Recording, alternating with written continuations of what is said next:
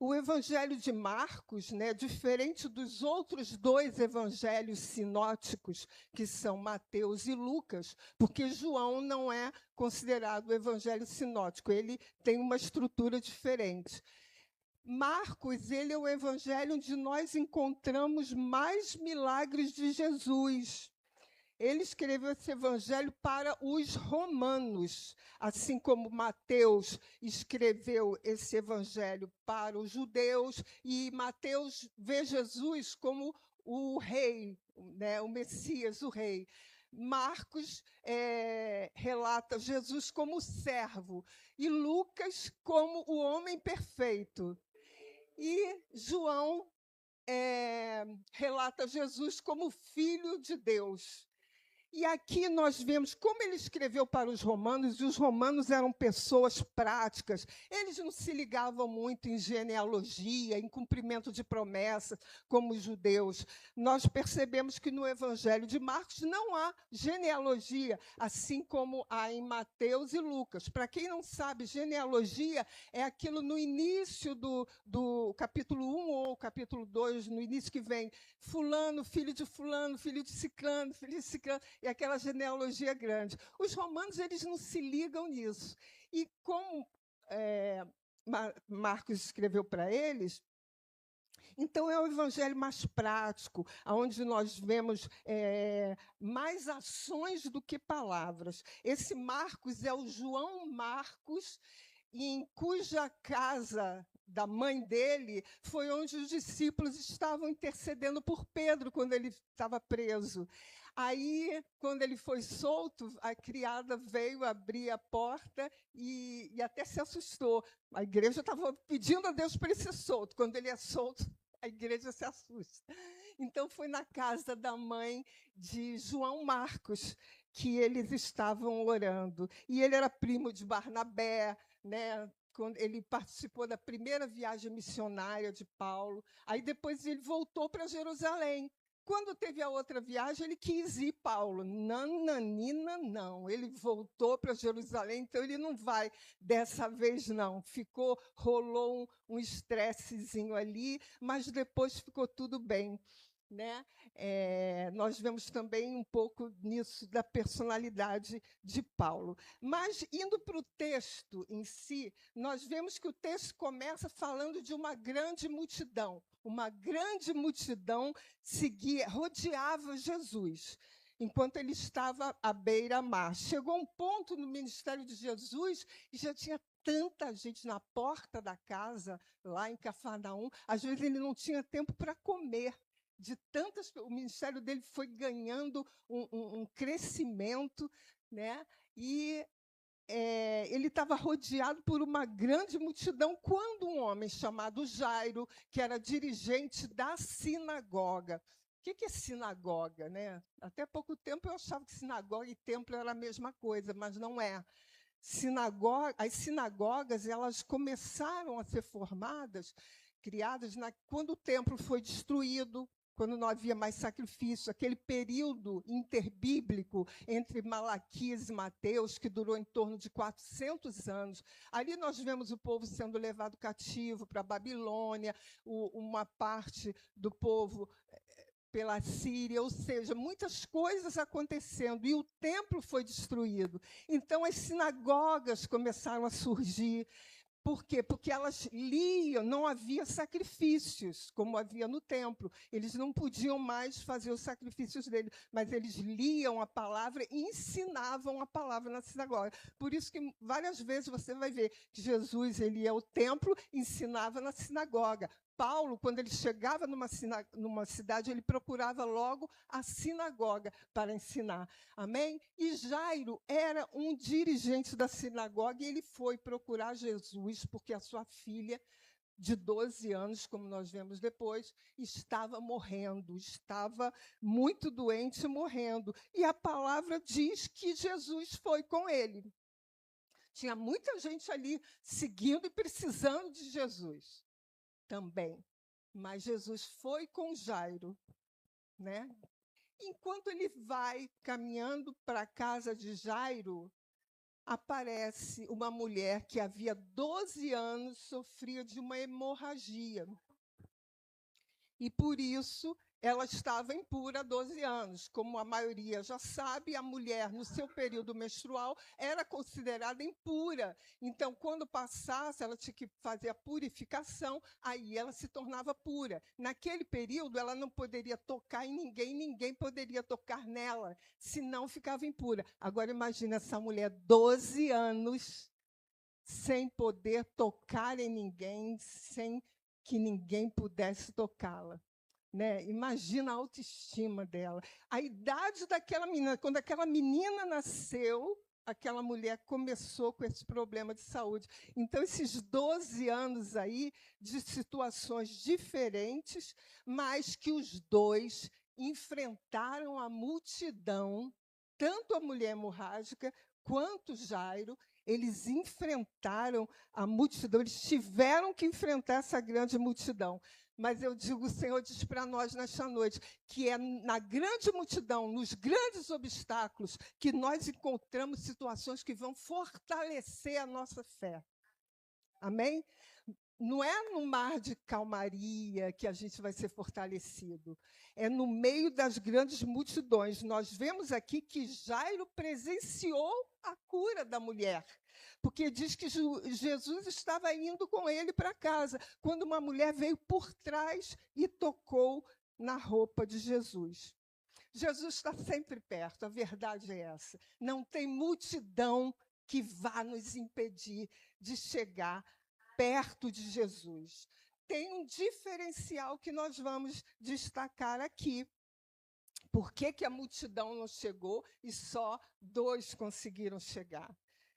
Quando Jairo chegou até Jesus, implorando que ele fosse impor as mãos sobre a sua filha, ele implorou a Jesus que Jesus tocasse a sua filha.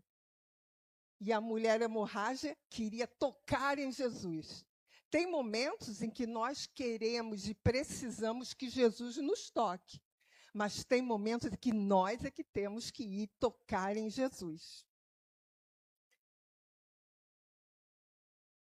Agora, por que Jesus ele pergunta, quem me tocou? Porque de mim, não, alguém me tocou de uma forma diferente. Os discípulos, mas todos estão te apertando, te empurrando, e o senhor pergunta quem me tocou, todos nós já conhecemos, né? Não vou nem me ater nesses detalhes que a igreja já conhece bem, mas o diferencial foi a fé, né? Nós vemos aqui. A nossa fé faz Jesus parar o que está fazendo. Ele parou. Ele estava indo socorrer uma menina que estava morrendo. Quantos de nós falaríamos para aquela... não, espera aí um pouco, eu estou indo resolver.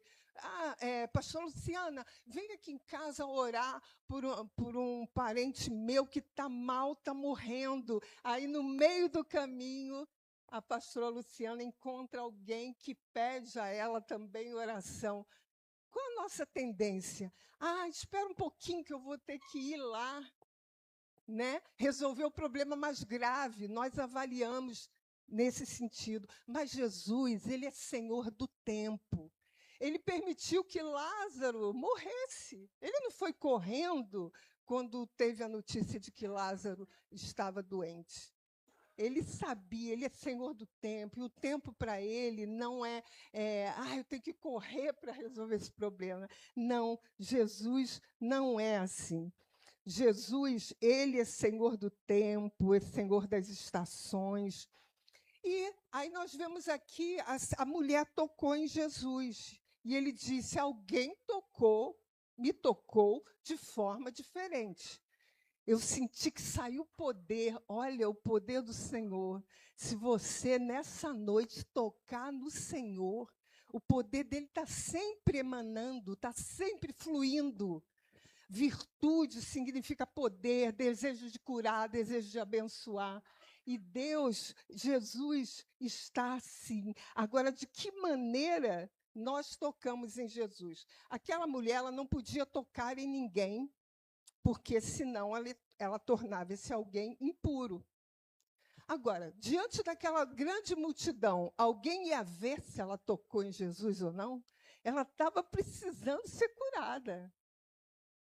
Era até natural que ela visse o lado dela. Não, está uma grande multidão, eu vou tocar nele, eu quero ser curada. Mas nós vemos a atitude que aquela mulher tem de respeito para com Jesus, de honra. Ninguém estava vendo. Muitas pessoas falam, porque da orla do vestido de Jesus, eu até creio sim, mas o que o Senhor ministrou ao meu coração nessa mensagem é que ela honrou Jesus, ela tinha o respeito, o amor. Eu não vou tocar nele porque eu não posso, mas se eu tocar, ainda que na sua roupa, eu serei curada. Vejam a diferença, né? Ela poderia tocar sem ninguém ver, ninguém ia ver. Agora, de que maneira nós tocamos em Jesus? E Jesus destacou a postura daquela mulher também pela postura da multidão. A multidão vai no embalo, né? Esbarra em Jesus, toca em Jesus. E só que o toque daquela mulher, ela já carregava uma resposta de oração. Tanto é que, quando ela se dispôs a ir, ela falou: se eu tocar, ainda que na sua roupa, na orla da sua veste, eu ficarei curada. Ela sabia que ia ficar curada. Eu pergunto para você, já teve situações em que você orou, ou você declarou, e você tinha certeza que você ia receber? Tem situações que a gente sabe. Aí eu te digo, segura esse mistério aí, porque tem que ser sempre assim. Jesus quer que não apenas de vez em quando a gente ora, não, a gente tem que ter certeza. Deus ministrou essa palavra no meu coração também ontem, acerca de uma situação que eu estou querendo muito, aí eu estou empurrando, não, agora não dá, que não sei o quê. Deus, aí hoje eu falei, Senhor, eu creio que eu vou conseguir. Eu te pedi. Então, Deus quer isso de nós. No processo religioso, né, na multidão ali, nós observamos muitas pessoas, e até essas pessoas somos nós mesmos, que fazemos parte da multidão apenas. A gente levanta a mão, não sabe por que levanta a mão. A gente dobra os joelhos e não tem intenção. A gente ora e não crê que vai receber. A gente canta e não adora. Essa é a multidão que não tem como receber do Senhor. Mas a multidão que vai e toca no Senhor, crendo que vai receber, esse toca no Senhor de verdade. Nós tocamos muitas vezes sem intenção, sem fé. Nós esbarramos em Jesus, né? A gente está aqui, a gente gosta de tudo. A gente gosta do louvor, gosta da palavra, a gente gosta da vida cristã. Não é bom você se arrumar para vir à igreja, você saber que faz parte do povo de Deus. Eu amo. Mas não é só isso. Ela chegou ali sozinha, desprezada, mas ela não se deixou conduzir pela multidão. Ela não andou no mesmo ritmo da multidão. A multidão e Jesus estavam caminhando. Ela chegou por trás de Jesus e tocou na orla, a ponto de Jesus ter que virar e fazer. Quem fez isso? Ela não estava caminhando igual a multidão caminhava. Ela estava num outro ritmo. Ela estava na caminhada da fé. Ela não estava ali no oba-oba, vamos embora, muito bom, muito legal. Hoje o culto foi uma benção. Qual foi a palavra? O que você recebeu do Senhor? E eu nem me lembro. Né? Mas aquela palavra, às vezes, que te confronta, você vai para casa e passa a semana inteira pensando, é isso. E cada um tem um avivamento individual. Uma pessoa pode sair daqui avivada, quando a maioria não, ou vice-versa. Então, não podemos nos deixar conduzir pela empolgação da religião. Porque aí o poder que sai de Jesus é quando ele sabe que aquele coração confia nele. Imagina uma oração, um clamor, que não tem dúvida. Eu não tenho mais ninguém, só o Senhor, e eu sei que o Senhor pode resolver o meu problema. Isso libera poder do Senhor. A reação de Deus à fé é imediata, é automática, porque sem fé é impossível agradar a Deus, né? E fé não é curiosidade, mas fé é uma confiança visceral. Ela falou: se eu tocar, eu serei curada. Se eu tocar na sua veste, eu serei curada. Agora, tem aqui um aspecto interessante da nossa vida cristã. Sabia que Deus tem um ponto fraco? Né? Qual é o ponto fraco de Deus? Aquilo que ele não aguenta, que ele não resiste. É o calcanhar de Aquiles de Deus. Ele não aguenta, ele não consegue resistir, ele não despreza um coração quebrantado e contrito. Deus não resiste, uma aflição que se derrame diante dele de forma sincera, ele não ficará indiferente, creia, tenha certeza disso. Deus não resiste quando ele é abordado por um coração que não duvida.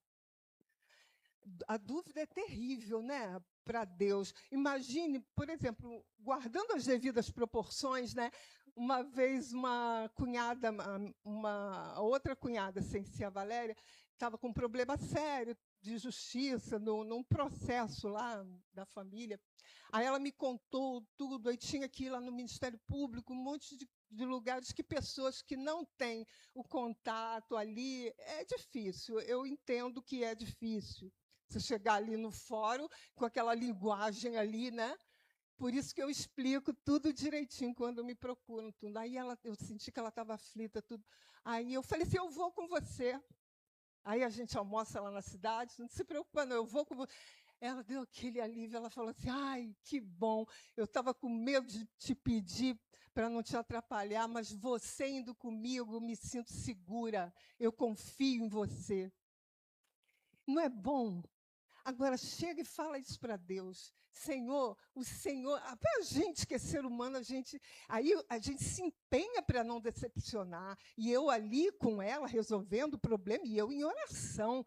Nós fomos num lugar, não foi resolvido, voltamos. Eu falei, fulana, vamos voltar lá novamente. Eu em oração. Resolvemos tudo naquele dia. Aí o pessoal brinca comigo, na família, fala assim, Belalmo, o que você pede para ela, se ela não conseguir fazer por você, ela morre tentando. Que honra, né? Eles me verem assim. Eu falei, eu morro tentando mesmo. Quando alguém me pede alguma coisa, por quê? Porque, além de ajudar a pessoa, eu aprendo. Eu nunca advoguei. Eu fiz direito e trabalhei no judiciário, mas eu nunca advoguei. Então, algumas coisas que me perguntam é da parte de advocacia e eu não entendo, eu não tenho a prática de advocacia. Eu sei o caminho do processo dentro do fórum, mas o que fazer, eu sempre falo, ai, fulano, não sei, mas espera aí que eu vou perguntar para os amigos meus. Eu tenho 2 amigos que são os que eu sempre lanço mão deles. Aí eu pergunto quantas coisas eu aprendi que eu não sabia, tentando auxiliar alguém. Procura auxiliar alguém, mesmo em algo que você não saiba. Procura ajuda, procura saber como é para você auxiliar. Você vai aprender muito. E aprender é sempre bom, né? Eu adoro aprender. É muito bom você ter uma experiência nova. Então, se Deus ele vê em você um coração que não duvida, que confia, é em mim que ele tá afirmando a sua fé e a sua esperança. Um clamor, quando é carregado por fé, quando essas coisas chegam a Deus, não tem jeito, os impossíveis acontecem. Amém? E, repetindo aqui, a igreja não está mais no sepulcro. O corpo de Deus não está no sepulcro, onde tudo acabou. O corpo de Cristo está aonde tudo é possível. Amém? Então, quando você está com uma causa difícil e as pessoas forem procurar no lugar dos impossíveis, no lugar do não tem mais jeito, nós vamos falar sobre isso aqui, sobre ter jeito, não tem mais jeito. Aí os anjos vão dizer, por que você veio procurar a Meire aqui, no lugar onde não tem mais jeito? Ela não está mais aqui, ela ressuscitou. Ela está no lugar onde tudo é possível. Amém? Creia nisso, igreja. Eu ouvi de um pastor, não de um pastor, de uma amiga que comentou que o pastor falou, no Vale de Ossos Secos só tem 2 tipos de pessoa. Ou tem osso, ou tem profeta. O que você é? Né? Ou tem os ossos secos que estão ali, ou tem o profeta, que profetiza a palavra do Senhor. Então, que a gente saia do sepulcro, amém? Aquela mulher estava passando por uma hemorragia. Hemorragia quer dizer o quê? Perda de sangue. Sangue simboliza o quê? A vida. Sangue simboliza vida. Por isso que tem orientações de não comer animais com sangue e tudo. Aquele sangue que aquela mulher derramava há 12 anos simboliza que a vida dela estava sendo desperdiçada. A vida dela estava indo pelo ralo abaixo. A vida dela estava sendo jogada fora. É como se ela estivesse olhando a vida dela passar por 12 anos sem poder fazer nada. Situações que a aprisionaram. Quantas vezes você sente isso? Que você está perdendo a tua vida, que você não está vivendo. Puxa, podia ter feito isso. Vi ontem também um vídeo pequeno de um pastor que ele falava isso. Muitas pessoas que forem ao teu sepultamento, uma semana depois, um mês depois, já não vão estar sofrendo tanto. A maioria. E são essas pessoas que não vão estar sofrendo tanto, que às vezes te criticaram, te botaram impedimento, não faz isso não, botaram dificuldades. Por isso ele falou, viva a sua vida. E eu compartilho isso com vocês. Dentro dos princípios bíblicos, viva a sua vida. Aquilo que você quer colocar em prática. Né? Não sai falando para todo mundo, mas procura em Deus. Não desperdice a tua vida. Não jogue a tua vida fora, porque quando nós jogamos a vida fora e a gente olha para trás, a gente vai se entristecer. Eu podia ter feito isso e não fiz. Amém? Mas com Jesus a nossa vida pode ter um fluxo normal. Amém? A nossa vida flui dentro da normalidade. Foi o que aconteceu quando aquela mulher se encontrou com Jesus. A vida dela, que estava sendo jogada fora, desperdiçada, passou a fluir dentro da normalidade. Você crê que Jesus pode? Às vezes, por exemplo, uma doença na família que te suga de uma tal forma e você não sabe dividir o teu tempo. Na época que minha mãe estava muito doente, eu sentia isso, assim, mas em momento algum eu deixei de exercer o meu chamado. Eu lembro uma vez que minha mãe estava passando mal e eu estava escalada para pregar. Aí eu socorri a minha mãe, tudo ali em oração, socorri a minha mãe, fiz o que tinha que fazer, dei banho nela praticamente, arrumada para ir para a igreja. E saí, fui para a igreja e preguei a palavra. Não, se você ficar, aí acabou. Mas tem uma postura de, não, Deus me chamou para isso e eu não posso também deixar de cuidar da minha mãe, porque aquele que desonra pai e mãe é pior do que o incrédulo. Então, dá para fazer tudo se você se organizar. O que você não pode fazer é deixar correr. Ah, não dá, não tenho tempo, não vai dar. Aí você não consegue. Mas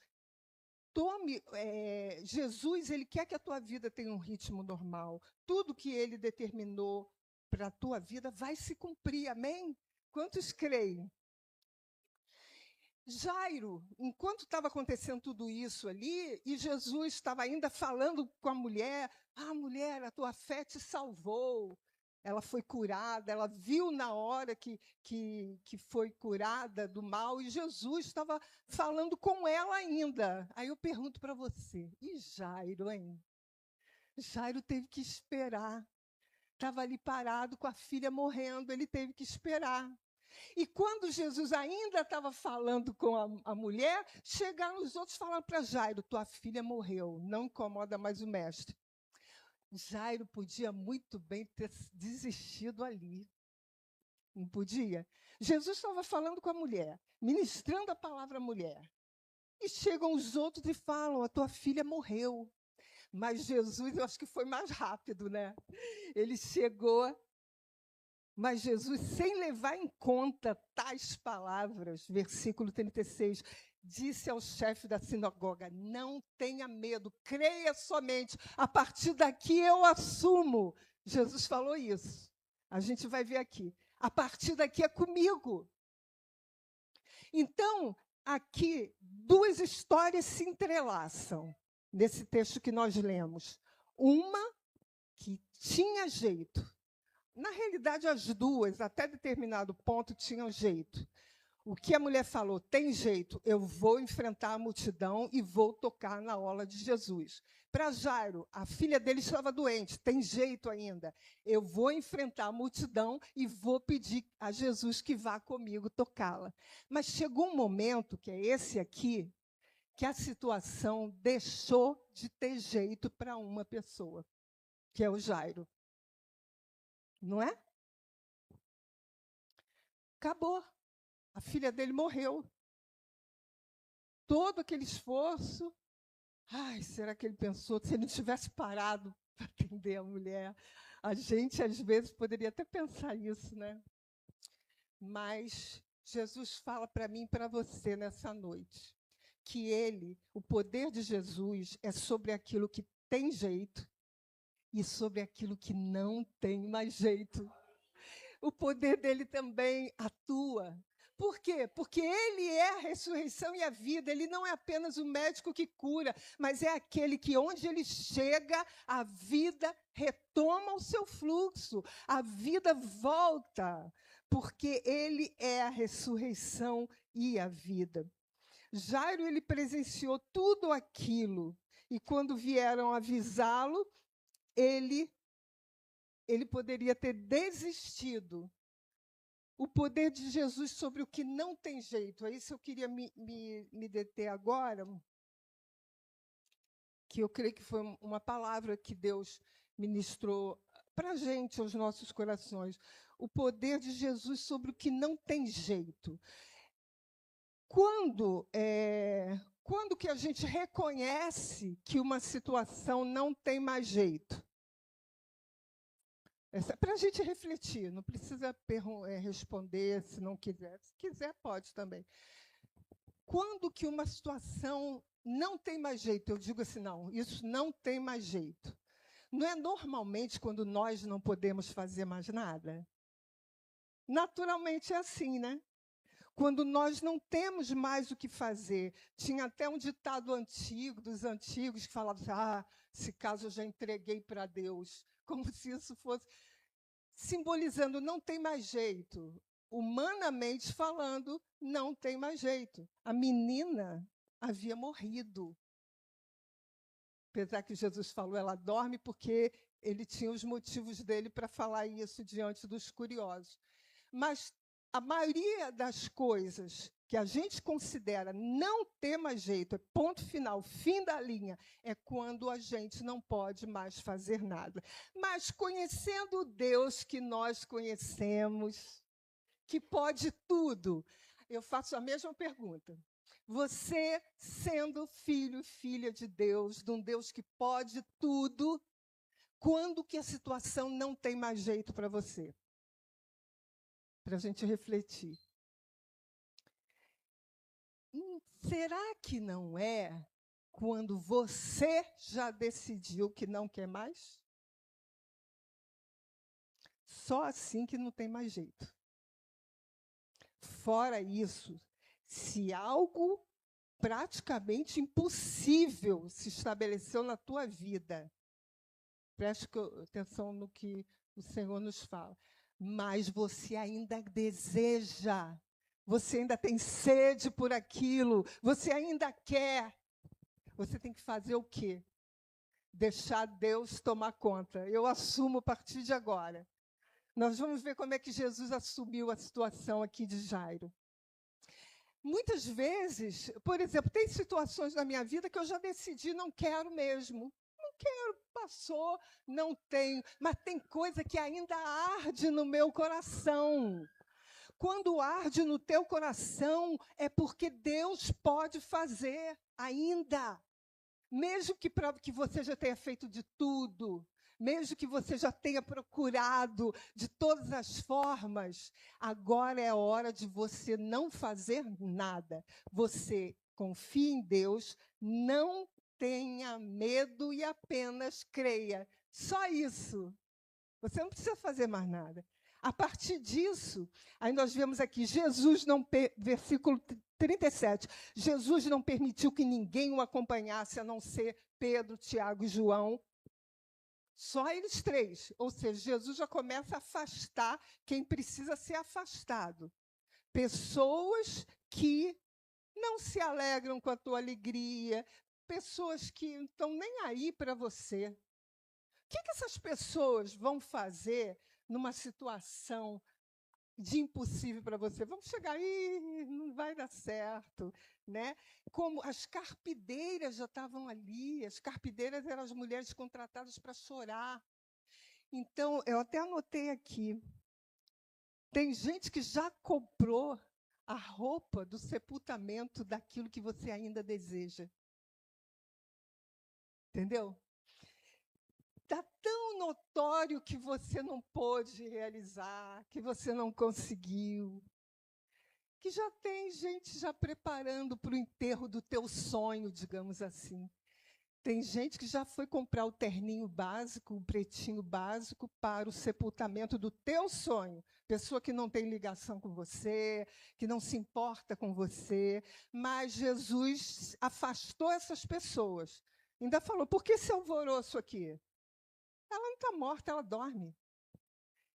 Ele afasta essas pessoas, coloca só os pais da criança, que simbolizam aqueles que querem o teu bem, aqueles amigos verdadeiros, aqueles que torcem por você, que na luta estão ali orando por você, e na alegria estão se alegrando por você, não ficam pensando, ai, por que não foi comigo? Né? Os pais da criança simbolizam essas pessoas. E os apóstolos, discípulos, os três, simbolizam aqueles que querem que a vontade de Deus seja feita na tua vida. Ainda que não tenha uma relação assim de amizade, não te conhece tanto, mas são servos cheios do Espírito, que querem, se reconhecem o chamado de Deus na tua vida, querem que se cumpra. É só isso que precisa. E Jesus afastou tudo aquilo que só ia servir de tropeço para Jairo. Né? Jairo, com a notícia da morte da filha, ainda vem aqui, chega ali, se defronta com aquelas pessoas. Já estava o cenário todo pronto. Será que se Jairo tivesse ganhado uma grande bênção, será que estava todo mundo ali festejando? Então, que a gente tenha que prestar atenção nisso, que nos mantenhamos mais reservados com aquilo que é importante para nós, com aquilo que a gente deseja. A gente teve que enfrentar uma multidão, muitas vezes temos que enfrentar uma multidão tremenda para conseguir aquilo, e vamos deixar que vozes que não são a do Senhor venham atrapalhar. Normalmente achamos que não tem mais jeito quando nós não podemos fazer nada. Mas se Deus pode tudo, a situação ela só não tem mais jeito quando você escolheu. Não quero mais, estou bem assim, isso fez parte de uma época. Né? A nossa vida tem fases, tem coisas que era quando a gente era mais jovem. Hoje eu não tenho mais esse desejo. Né? Jairo poderia ter desistido, mas ele queria a filha de volta ainda. Ele ainda queria. Qual é a tua filha que você ainda quer de volta, que está doente, está quase morrendo? Essa menina simbolizava isso, algo que Jairo ainda queria. Você, em termos de ministério, isso não dá mais para mim, não, já estou tanto tempo. Você ainda gosta, você ainda quer, ainda arde no teu coração. Então, deixa Jesus assumir daqui para frente. Amém? Essa palavra que Deus ministrou ao meu coração. Vocês entenderam? Amém? A situação para aqueles que creem em Jesus só tem fim quando você não quer mais, ou que ele tenha falado, entendeu? Dando um outro exemplo rapidamente, a mulher que a filha estava endemoniada, ela chegou lá para Jesus, ela era cananeia, ela não era do povo de Deus, ela era cananeia. E ela chegou e falou, Jesus, a minha filhinha está sofrendo de um mal, está endemoniada. Aí Jesus vira para os discípulos e fala, eu fui chamado apenas às ovelhas perdidas de Israel. Eu não fui chamado ainda para ministrar sobre a cananeia e tudo. Aí o que a mulher fala? Ela fala, ele fala, não é lícito tirar o pão dos cachorrinhos, dos filhos. Eu gosto tanto de bicho que eu troquei. Tirar o pão dos cachorrinhos, dos gatos também. Não é lícito tirar a ração dos gatinhos. Não é lícito tirar o pão dos filhos para dar aos cachorrinhos. Isso simbolizando que eu não posso fazer pelos gentios o que me foi destinado fazer primeiramente pelos judeus. Aí o que ela responde? Senhor, mas os cachorrinhos comem das migalhas que caem da mesa dos filhos. Ou seja, os gentios estão vendo tudo que o Senhor está fazendo pelo povo judeu, e nós cremos que vai chegar a nossa vez. Foi isso que ela antecipou. E Jesus, ele rompeu ali o paradigma e antecipou. Por quê? Por que, igreja? Por que ele antecipou? Por que ele curou a filha de uma cananeia quando não era ainda para curar? Porque ele encontrou quero que vocês digam, porque ele encontrou fé no coração daquela mulher. E muito mais do que isso, muito mais, ela não só teve fé, ela profetizou que o evangelho ia chegar aos gentios. Ela profetizou quando ela disse que as migalhas caem da mesa dos filhos e os cachorrinhos comem. Ela falou, nós, os gentios, estamos vendo tudo que o Senhor está realizando no meio do teu povo e nós estamos sendo alimentados com isso. Amém, igreja? Foi essa palavra que o Senhor ministrou. Que Deus abençoe cada um. O Ministério de Louvor pode subir. Amém. Glória a Deus. Eu agradeço a oportunidade mais uma vez. Amém.